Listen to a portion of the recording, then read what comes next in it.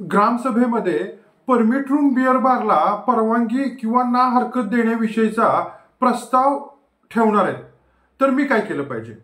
अशा प्रकारचे बऱ्याच जणांचे शंका असतात किंवा प्रश्न असतात की मी आमच्या ग्रामपंचायतीमध्ये परमिट रूम बिअर बारला ना हरकत द्या किंवा परवानगी द्या अशा प्रकारचा अर्ज केला असता त्या लोकांनी आमची जी अर्ज आहे, जो माझा अर्ज आहे तो आता ग्रामसभेमध्ये ठेवणार आहे, तर मी काय करू, काय होईल?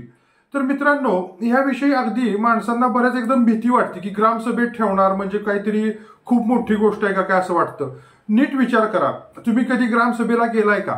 नसेल गेला तर तुम्ही मागणी करण्यापूर्वी 1 ते 2 ग्रामसभा अटेंड करा. ग्रामसभा म्हणजे काय असतं?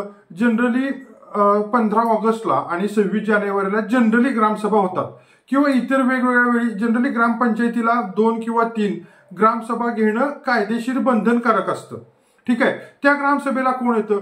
जनरली त्या ग्रामसभेला त्या ठराविक अगदी म्हणजे हाताच्या बोटावर मोजण्या इतकी लोक असतात. हे सगळ्यात पहिल्यांदा समजून घ्या.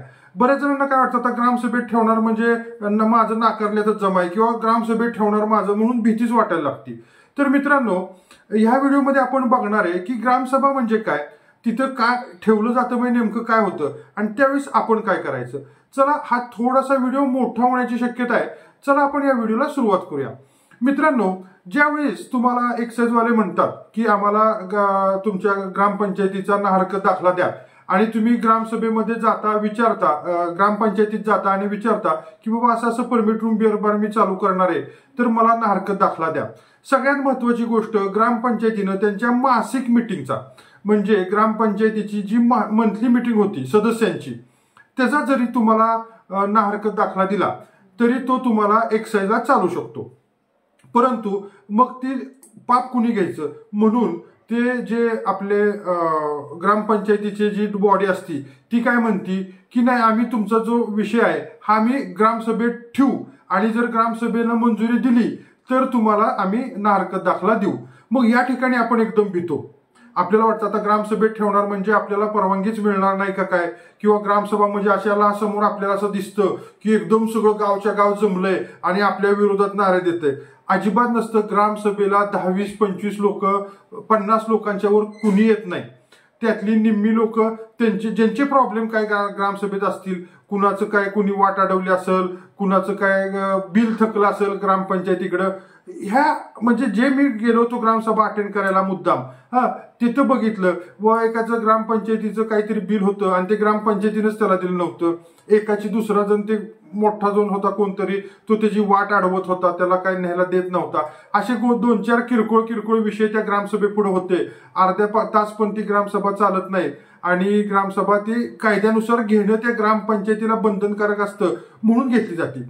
आता तुम्हाला त्या बॉडीने जरी त्यांच्या मासिक मिटिंगमध्ये ना हरकत ठराव दिला तरी चालतो, परंतु ते का देत नाहीत?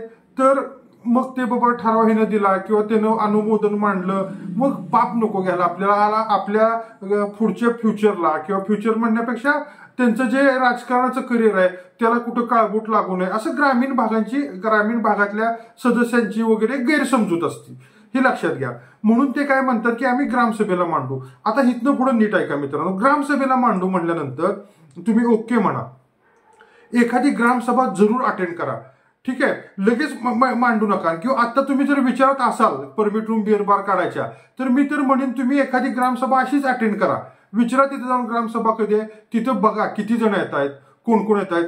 जनरली बॉडी असती, ते ग्रामपंचायतचे बॉडी म्हणजे सदस्य, सरपंच, उपसरपंच, नगरसेवक म्हणू आपण, किंवा जे बॉडी असते ती असती. ग्रामपंचायतीचे कामगार असतात 5-10, सफाई कामगार असतील किंवा त्यांचा ऑफिस स्टाफ असेल, असे 5-7 कामगार असतात आणि एक 10-15 जण ग्रामीण म्हणजे तुमच्या गावातले आलेले असतात, ज्यांच्या काही समस्या आहेत ते. एवढीच लोक असतात. आता तुम्हाला ग्रामसभेमध्ये तुमचा ठराव जर मंजूर करायचा असेल, तर त्या ग्रामसभेमध्ये आता समजून चला, ही 10-15 जण आहेत, बाकीचे सदस्य आणि तुमचे ग्रामपंचायतचे कर्मचारी असतात, सदस्य असतात, आणि 10-15 हे मी बघितलेलं सांगतोय, कदाचित जास्त पण असू शकतात. ठीक आहे, म्हणून मी सांगितलं की तुम्ही तुमच्या गावची एखादी ग्रामसभा जरूर अटेंड करा. ठीक आहे, त्यानंतर तुम्ही अभ्यास करा किती जण आली होती त्यात, एक 10, 20, 25 जण आली होती. मग तुम्ही काय करा, तुम्ही आपल्या घरातले म्हणजे तुम्ही त्याच गावचे म्हणजे तुम्ही पण त्या म्हणजे त्या ग्रामसभेत जाऊ शकताय. तुम्ही तुमची लोक ग्रामसभेत घेऊन जाऊ शकताय आणि त्या ग्रामसभेमध्ये तो तुमचा जो मुद्दा आहे किंवा जे तुमचं अर्ज आहे ते मांडलं जातं. मग त्याच्यानंतर बाबा मांडल्यानंतर कोण विरोध करतंय, ती 10-15 जण 20-25 जण आलेली असतात, ती त्यांची समस्या घेऊन आलेली असतात. ठीक आहे, त्यातनं पण 1-2 जण म्हणतील नाही, त्याला तुमचं जी लोक आहेत, तुमच्या साईडची लोक आहेत, नीट समजून घ्या. तुम्ही जर ग्रामसभेला एक 10-15 जण तुम्हाला दिसली तर तुम्ही किमान एक 15-20 जण तुमच्या साईडची तयार करा. तुम्ही, तुमची मिसेस, तुमची मुलं, आई वडील, चुलते, भाऊकी, मित्र, शेजार पाजार म्हणजे जे काही तुमच्या फेवरमध्ये आहेत ती 20-25 लोक घेऊन तुम्ही त्या ग्रामसभेला जावा.